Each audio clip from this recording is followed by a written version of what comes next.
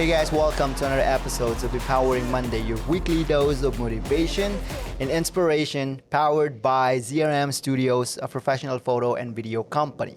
I'm your host, Mark Tabelon, and today I'm joined with my co-host, Boyan. How are you doing, Boyan? Good. Looking forward to co-hosting with you.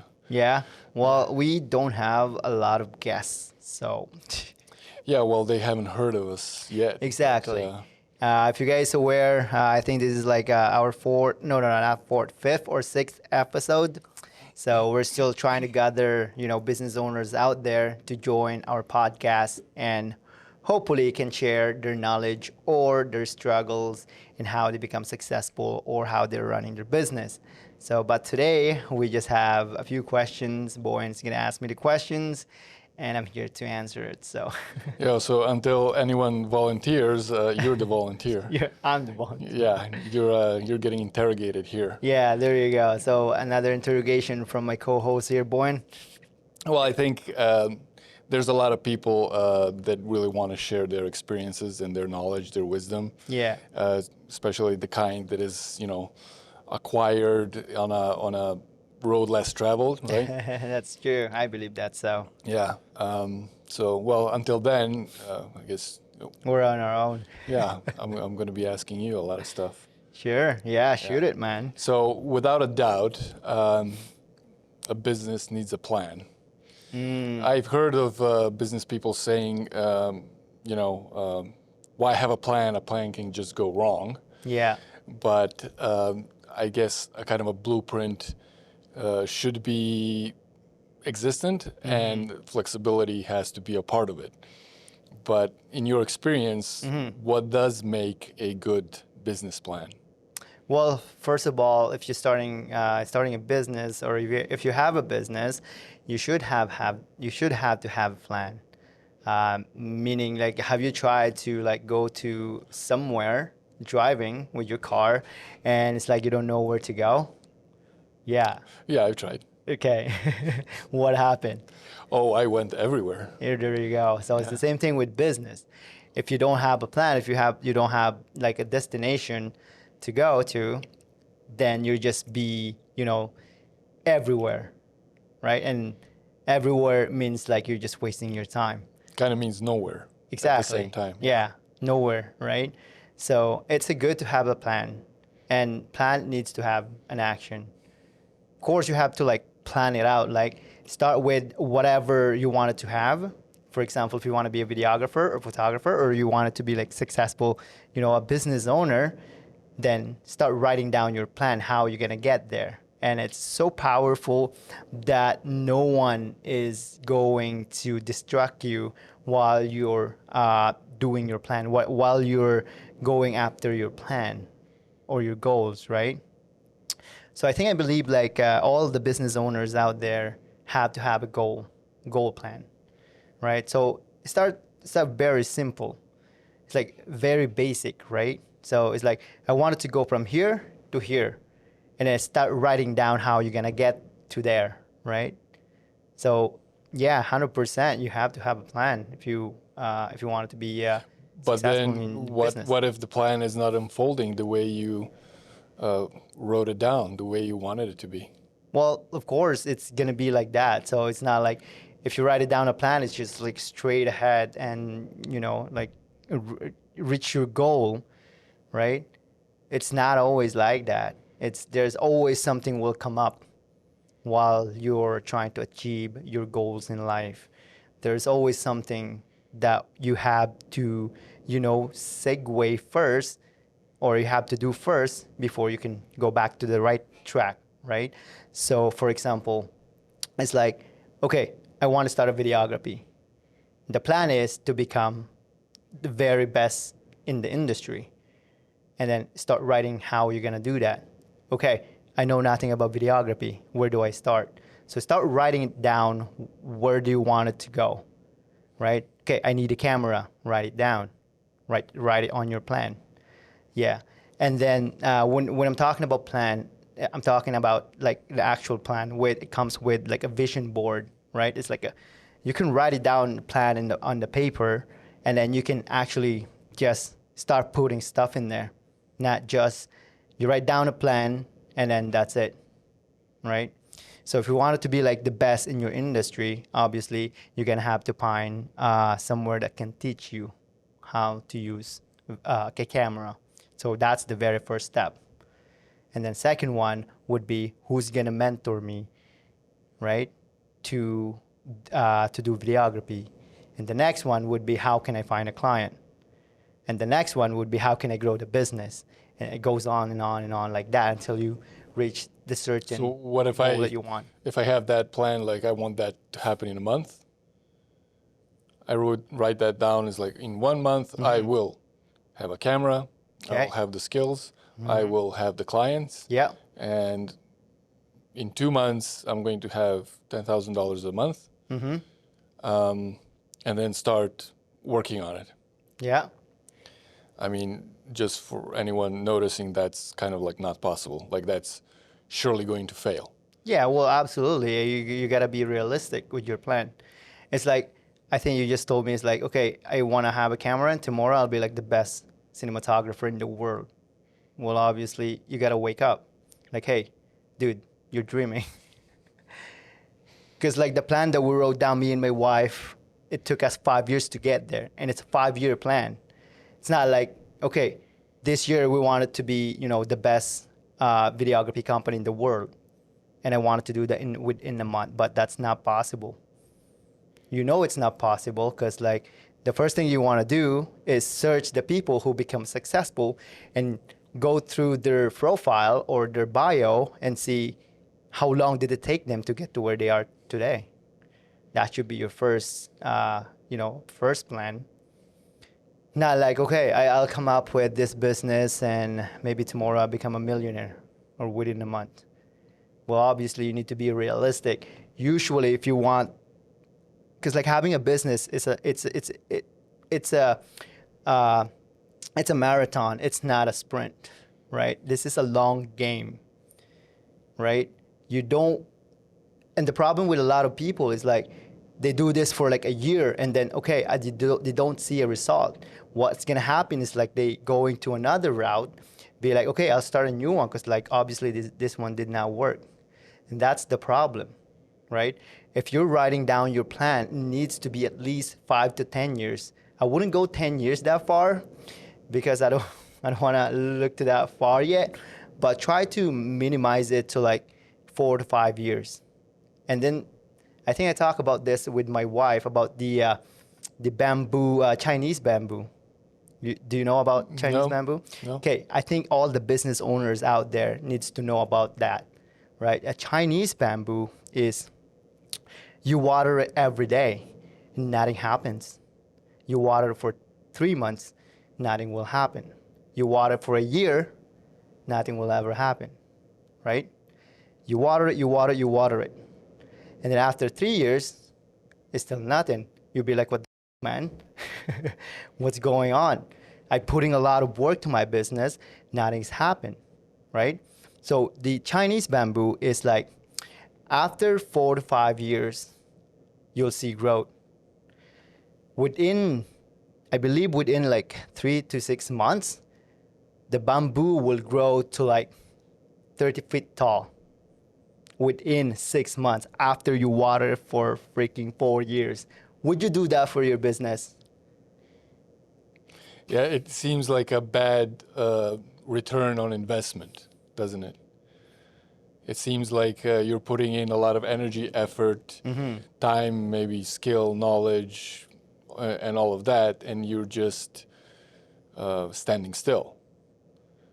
So then, how do you battle through that possible reality? Because nothing is certain. Yeah.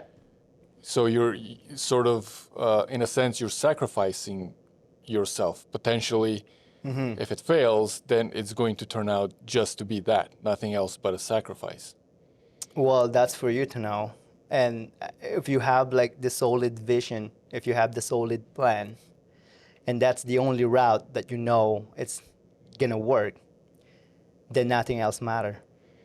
It doesn't matter if you fail along the way. It doesn't matter how much money you spend in your business. It doesn't matter.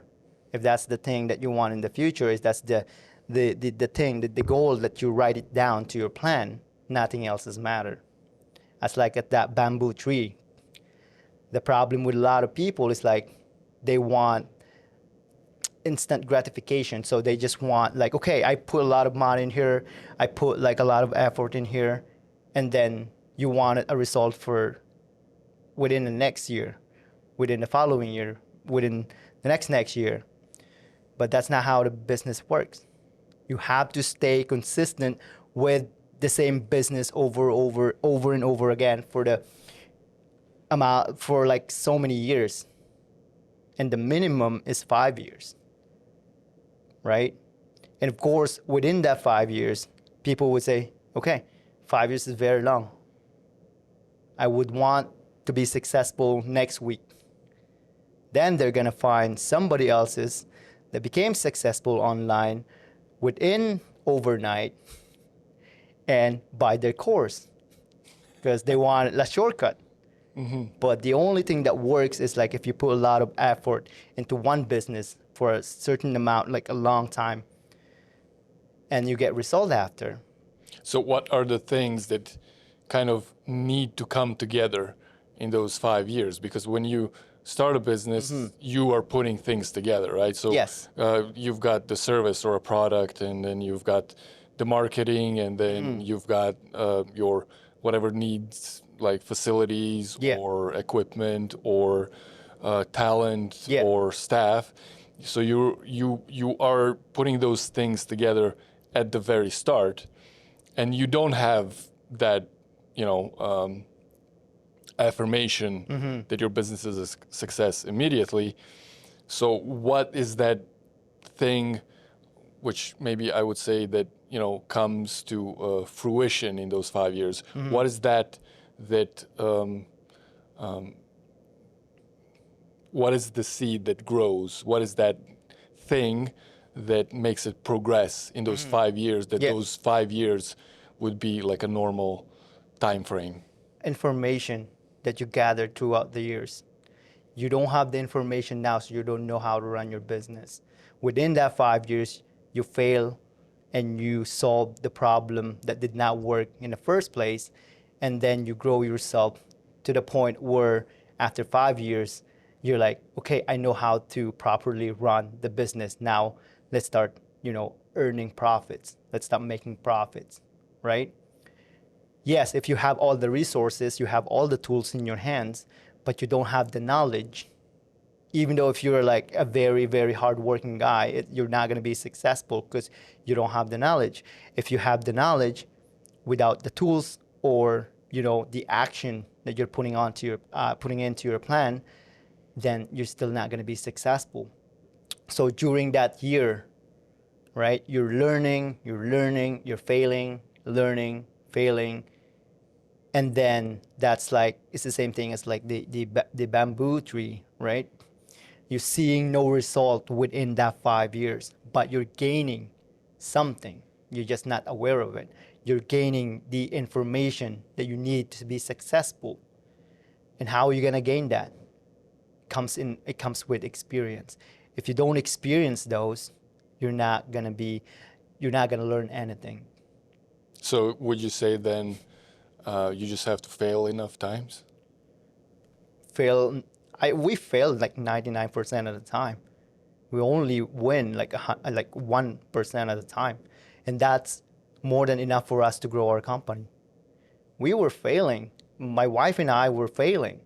Like we didn't know how to use cameras. We had to learn how to use cameras, right? And there's just so many things that we didn't know, but we wanted to push photography. We wanted to push the ZRM Studios company. You cannot avoid failure. You have to go through it. Otherwise, you don't know. You wouldn't know the difference between, failure and winning, right? That's like you said a while ago. Not a while ago, but I think it was yesterday when you said it's like they don't have the two countries like Canada and where we came from as an immigrant. They don't know to compare the situation that they have in here in Canada, because what they have in here is like 100 times better than we came from. But people still complain about Canada, complain a lot of things in Canada. Go to third world country, go to the Philippines, go to Serbia, and try to live there, and see if like you know see if which one's better, right? It's the same thing. It's like if you don't fail, you don't know the difference between winning and failing, and you're not going to be successful if you keep winning, winning, winning, and then one day you fail, and that's it for you, because like you didn't experience like the failure, right?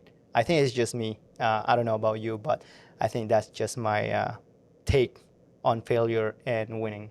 Well, it's similar to what you see children learn, right? If they get their own way all the time, they get their own way all the time. Yeah, There's going to be a time where they're not going to get their way, exactly. and that throws them off into a tantrum. It's like end of the world. Yeah. And so, like, if you're parenting, when you're parenting, it's like you know you have to put on boundaries because you know when your child goes out into the world, they're going to face failure. Yeah, Like and they're gonna be it's on a their own. 100% going to be a sure thing. Like Exactly. it has to happen. So you might as well teach them how to cope with that. So Exactly. my takeaway from that would be that learn to fail. Right? Yeah.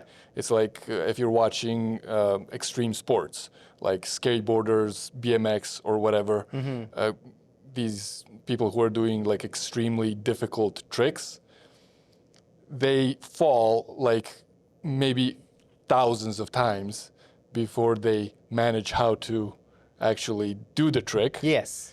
And for them to get to that thousandth time, they actually have to be expert at falling. Exactly. So they are really good at falling. They know how to fall Yeah. and minimize their injuries. Exactly. And that's what gets them to a thousandth try. And then they finally do the trick and they, usually like celebrate, right? Yeah, It's like you exactly. see them ecstatically screaming because like, wow, I did that. Right? Yeah. Like, do you see, like, for example, it's like Michael Jordan or Kobe Bryant, right? These people, like, they are the greatest. They were the greatest of all time. But all you saw was their success. You didn't see how many times they fail, right?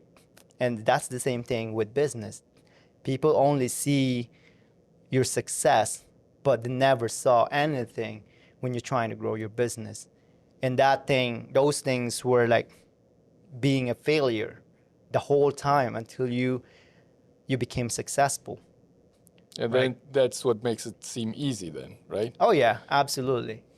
That's why people think online is like, hey, I see these people, they're very, very, very, very successful. I mean, it shouldn't be hard, right? And then they try, and then they fail so many times, they be like, okay, this is so hard. I don't want this anymore. And then they quit, right? Being the greatest person, or being the greatest of all time, would take a lot of failure before you become successful. And that should be all the business wannabe people would have to consider running their own business. And again, if you don't plan out, if you don't have any plan, you're just going nowhere. That 5 years that I'm talking about, it could take you 10 years, 20 years, 50 years, and still you get nowhere, right? And I would say if you wanted to start a business, start with a small plan and then move to another and move to another. And with those plans comes with failures. You fail, you try again, you fail, and you try again. You don't fail and try a different way.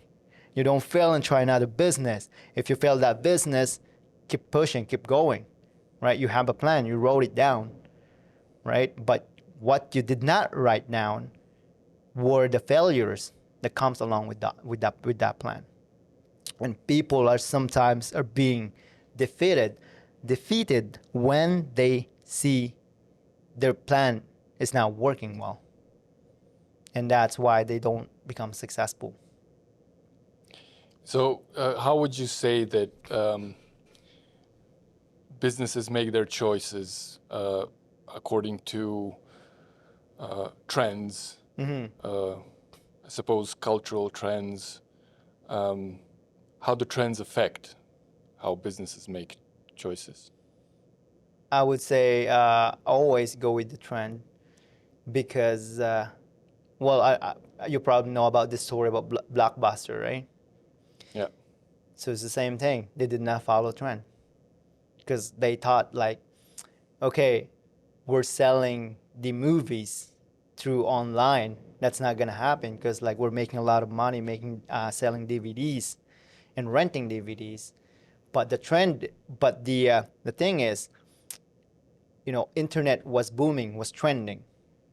So you have to follow, otherwise you'll be left behind. See what happened to them? They went bankrupt. Kodak, not how do you say Kodak? Kodak. Kodak, yeah, Kodak, yeah. Kodak also happens to, the same thing happens to them because like they weren't following the trend. Everybody was going digital, but they stayed with their film. I mean, who's using films now? Probably 10% of people in the world, where like 90% of people are using, digital. Because I mean, like films is like there's a process, right? But with digital, it's like it's super instant, and that was trending. So follow with the trend. I know I don't do a lot of social media a lot. I'm not on social media a lot, but if I do, I took a look. I wanted to know what's going on in the world and see what's trending. Right now, there's like a booming of AI. And the worst, I thought like, I got a lot of advices from like a photographer, and they were saying it's like, well, AI, no, that's not an art. I would just rather, edit it the way I edited my photos because like, hey, this is my art, blah, blah, blah, whatever. And Photoshop just dropped the bomb with the AI. And now they were like, I need to catch up, right? But for us, like when that came out, I was like, yeah, I started, using the AI right away because it speed up your work super fast to the point that, hey, I'm trying to, I get it. If you want to be an artist, be an artist. But do you know how many artists are broke right now? A lot of them. So you have to like be a business owner as well because if you don't catch on the trend, if you don't catch up with the trend, you're gonna be left behind. So we started using AI and Photoshop, like the generative AI. And if you don't follow the trend, your business is gonna go down. And I would say, yeah, that's why I wanted to tell you guys that if anything's trending right now, you should follow it with your business, right? Imagine ChatGPT, right? They were like, oh yeah, they're not gonna replace us over here. I'm still gonna be the copywriting, whatever, blah blah blah. Where are they now? They were gone. They're gone. Because like businesses started to like replace those people that they don't need anymore, right? Because they think like, yeah, we're still better than AI, right? But what they should have done is like, okay, this is the new trend right now. Here's what I'm gonna do. I'm gonna learn so much about the Chat GPT to the point that I'm gonna be the best to be using Chat GPT, and the company is not gonna replace me, right? That should have been the way. But poor people, they got fired by, by big companies because they no longer need somebody to write their script or, you know, uh, copywriting and stuff like that. So, yeah. Well, productivity is a big factor in employment, right? Oh, yeah. So obviously, anyone who wants to perform or perform the best that they can, they should be looking out for whatever can enhance their performance. Now, in this example, ChatGPT is also obviously pretty good at writing. So if my job is writing, then I would definitely see how it can improve my writing rather Exactly. than leave do its own writing. Yeah. I do think that ChatGPT is quite obvious when it writes. You can see Yeah, that absolutely. that You can tell. that a machine wrote it, but under direction of a human, that can probably be mitigated to a minimum, Yeah. and yet produce a whole lot more of pages. Yeah, Right? 100%. Yeah. And history is full of these kind of technological advancements Yeah. that have taken away jobs, which I do think is a great thing, although dangerous and sad, in many aspects for people losing their work and they have to That's right. learn new things and all of that. But, elevators were once operated by a human, Human being. Yeah, I right? remember that. Yeah. And today, how terrible of a job would that actually really be? That you basically are standing there and pushing a lever up Yeah. and down all day long. You can just feel the soul of the person just dying Die. away. And so like those kinds of jobs definitely need to be automated, while creativity still needs to be sort of domain of the humans. And while again productivity of AI is much higher, it's Yeah. not necessarily taking away, because after all, if you generate images using AI, art, right, Yeah. paintings or whatever, it's really just taking notes from artists who already created art, Yeah, right? exactly. Yeah. It's learning from art that is already created. So in a sense, it's original. In a sense, it's again just a human creation. But aside from those problems, what problems do you think people starting big businesses usually face, and how do they solve them? Well, I think there's a lot of areas. It depends on your business as well. There's a lot of areas that you need to, I think this is like there's a lot of gray areas that you need to understand about the business, right? Not all businesses are all the same, but I would say that if you experience failure, then you'll be able to, figure out how to solve that problem, right? Because with your business right now, I don't when you start a business, I don't think that you'll be like, okay, I'm facing a lot of problems when you don't even you haven't even gotten to that point where the problem occurs, right? So you don't think right away it's like, okay, I'm starting this business, but I'm gonna have a lot of problems. Let's fix it. Obviously, you have to go through it first with your plan. Go through it and start fixing them.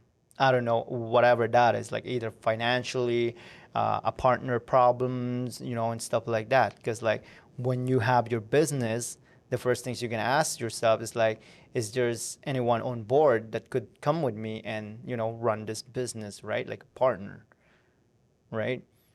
And then along the way, if you encounter problems, then fix it together, right? But you're gonna have to go through all of that first, because I cannot say that your business could solve the problem if you do this and do that. No, I can't, because like I don't know your business. But for us, it's like when something comes up, then we talk about it and we solve it, right? And that's how we solve problems when it comes to the business. But until then, you're gonna have to experience it first. You're gonna have to experience failure first. Otherwise, what am I trying to fix? If it's not broken, don't fix it. You know what I always say, right? But go through it first and then fix it. Because like you don't know in the future if that problem could be either big or small, right? For example, it's like, hey, I would rather lose like $1,000 to for my employee to make a mistake than lose like $100 million for my employee to make a mistake, right? So if it's small, just fix it right away. If it's big, then hopefully it doesn't get that big, but fix it right away, and then hopefully it doesn't get that big. You know what I mean? So to be preemptive in anything, but then you surely have to foresee things that are going to come up in the future. Now, especially when it comes to growth, yeah, that is like uncharted territory, right? For Yeah, anyone absolutely. Yeah. who is growing, and there are big like growing pains, like for any company. And from what I noticed, actually, there's like internal, let's call them, growth pains that business owner themselves they have to like come to terms with things if they want to grow, or if they have grown and now they have to deal with a new set of problems, which could be at a lot higher cost, Yeah. at a lot more at stake. Yeah. Of course, like let's say it's good problems to have, but that kind of maturity has to already be there to cope, right, with that. So like I feel there's a lot of like internal reflection, Yeah. internal growth, self-management, self-restraint. Oh yeah. Obviously, discipline comes into play, and there is obviously like temptations in a sense of if you have a set of problems, Yeah. there are some problems that you like more, so to say, than other ones, right? Yeah. So like I'd rather work on this problem, but that's not what the priority is. Yeah. And this other problem potentially has a lot bigger consequences if not dealt with. Yeah. But you're more familiar with this one. So you do that one Yeah, first. so you do that one first because it's just like, less of an inconvenience internally, Yeah. right? Because maybe externally it's maybe even harder, but Yeah. it's a more familiar territory. Yeah. I mean, like that's why you always have to like before that even happens, you have to like grow yourself to the point that if that problems occur, you'll easily be solved by you, right? That's why I get into like self-development. I read books, right? And try to learn as much as much as possible to grow our business. Obviously, when you solve a small problem, then you get a small profit. But if you solve a bigger problem, then you get like exponential amount of money because you were able to solve that problem, right? It's the same thing. You will feel like you will feel when your company is growing because you're solving a bigger and bigger and bigger and bigger problem, right? They're saying that they said it's like when you solve a millionaire's problem, then you get a lot of profit off of it because you're solving like the millionaire's problem. But if you're solving like just small problem, like from the bottom, then you're getting like less money off of that, right? So just be prepared all the time, and not just preparing yourself, but also preparing everyone around you, around your team, right? Because like I'm sharing everything that's happening in the studio to you guys. I'm not like leaving you in the dark. So everything that's happening right here, you guys all know about it, because you guys giving me like a feedback and information that could potentially grow our company, right? If I'm not telling you those things, then you'll be like, okay, you're not contributing to success of the company. You're just, I would say, you're just being an employee where you clock in, you clock out. You're not being part of the company, which I don't like that. I want you to be part of the company, right?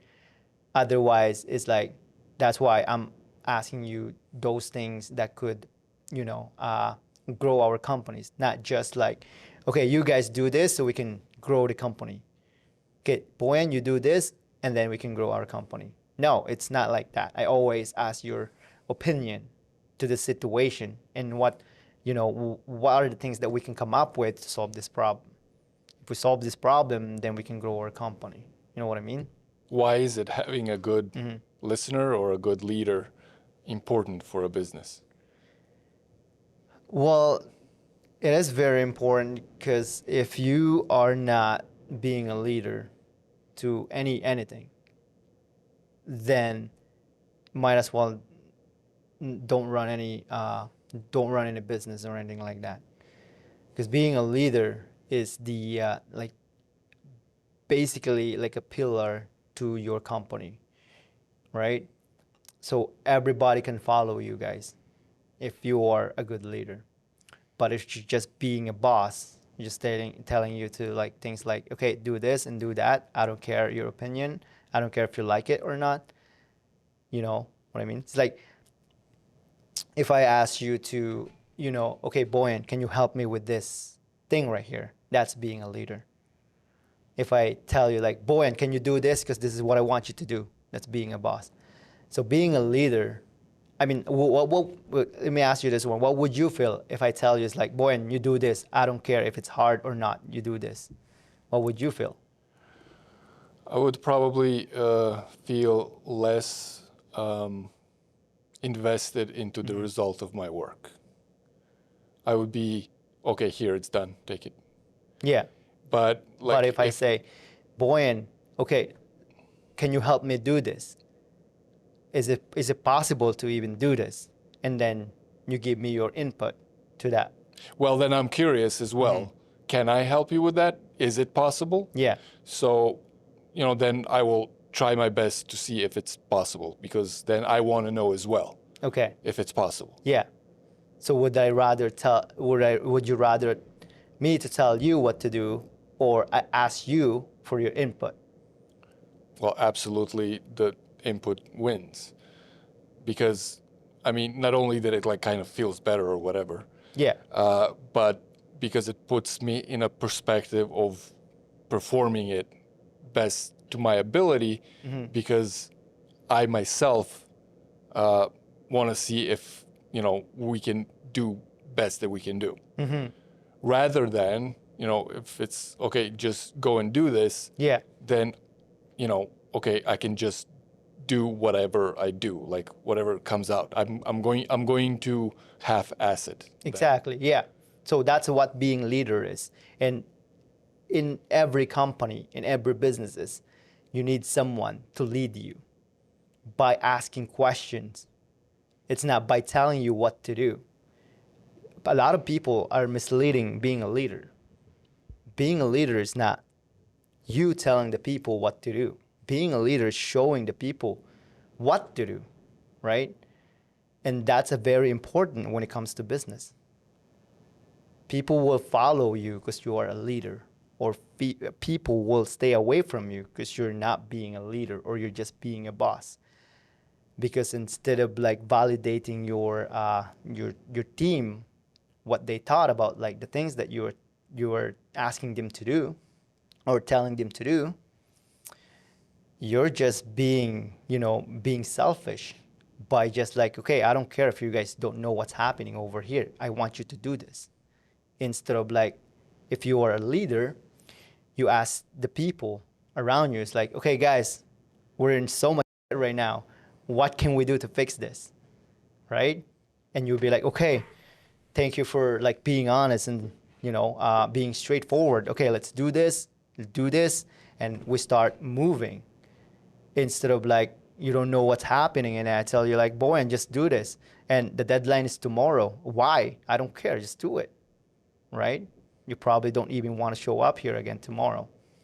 And that's like it's a very necessity, and it's I think it's very powerful if you have a good leader in your company. And I hope that answers your questions. Yeah, it seems to me that it's it's all around teamwork.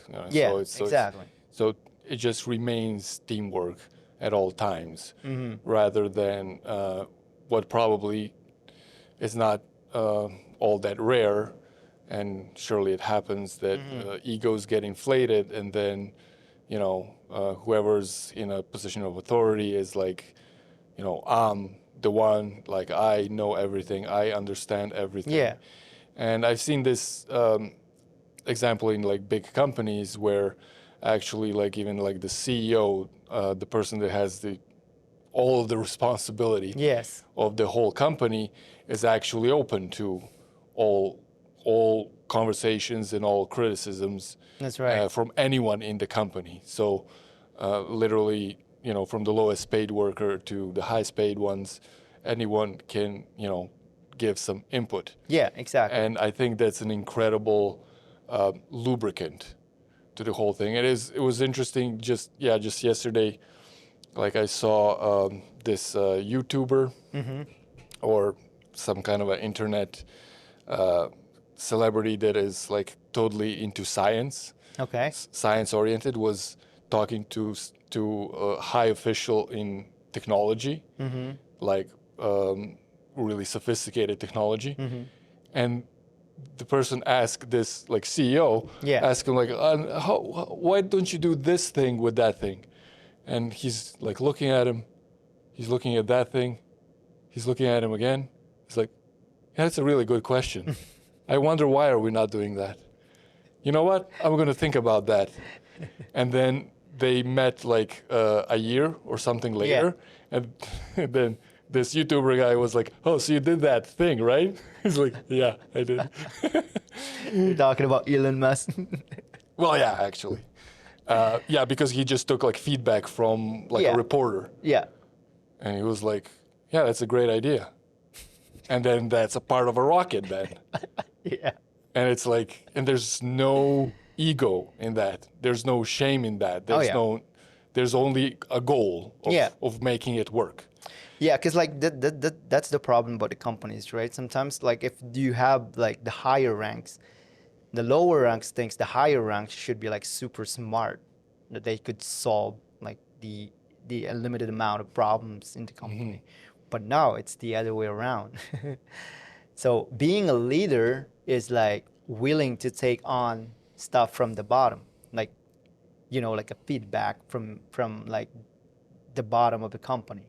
It's not like just like being the boss and telling you what to do and just be like that. It's not like always like that.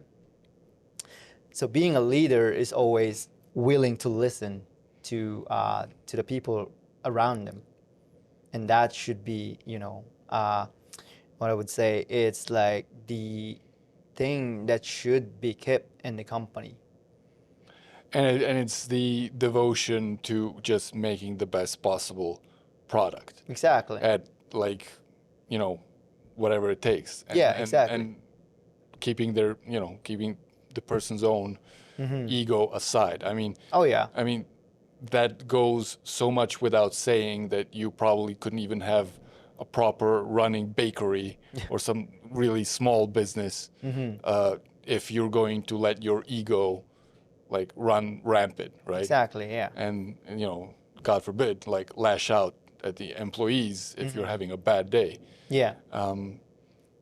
So it's just a lot of those thoughts really show how much eyes have to be like inwardly pointed. Like you have to 100%. Yeah. look at yourself, be able to see yourself through the eyes of other people. Yeah. Yeah. And it's probably one of the best ways to understand other people in the first place is to have that ability to, let's say, emotionally visualize somebody's perspective. That's right. And Yeah. get completely into their shoes, see what they see in order to actually understand what they're saying, what they're thinking, and like what they want. That's right. Yeah. Yeah. 100%. I truly agree with that.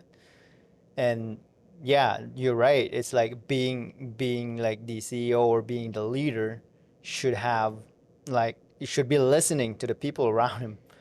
Otherwise, that makes you a very bad leader because like you have your big ego that you wanted to protect, right? I mean, like yeah, I totally agree with you with that. So And I think big part of that is taking responsibility and taking blame for mistakes. So everybody makes mistakes. yeah, Mistakes have to happen. yeah, Basically. exactly. And then taking responsibilities for those mistakes kind of shows that the person is learning. Like I'd say that's the first thing. It's when you acknowledge your own mistake. It's saying like, okay, I'm learning. Yeah. So this is not what I was supposed to do, and that can also end up with a promise of Yeah. I will never do that again. Exactly. Right? Yeah. And that's why taking responsibility is so important for the team, Yeah. because if somebody, usually everybody knows whose fault it is, Yeah. and then they don't see responsibility being taken, they can just assume that, okay, it's a matter of time when this mistake is going to be repeated. Yeah. And it could it could break your company or your team's, trust, right? If you don't take full responsibility of what's happening in your company and you're just pointing at blame at someone, then you're basically just waiting for your employees to leave you and your company to fall down. Well, thank you so much, guys, for watching our podcast. And is there anything you want to say, Boyan, to the listener out there and maybe the viewers? Well, I don't know, maybe I should quote you, Mark. Full force, guys. Did I say that right? No. Go maximum force. Oh, maximum force. Okay, you do it. You do it. You do it. All right, I'll take it. Again, guys, if you guys want to ask us questions, just comment down below if you're watching this on YouTube or on Facebook. But if you're listening to podcast, the actual Apple podcast, then you can actually, what am I saying? You can actually comment down below as well. I just wanted to say thank you for listening and watching to our podcast. I hope we get to empower you, because we're posting every Monday. That's why it's called Empowering Monday. And I hope that we get to empower you to go after your goals and dreams in life. Always remember, guys, take full responsibility of your life. Stop the blame victim mentality and start taking action. I'm your host, and this is Empowering Monday. My name is Mark Tabalon, and I'll see you guys to the next episode. Go maximum force, guys. Peace out.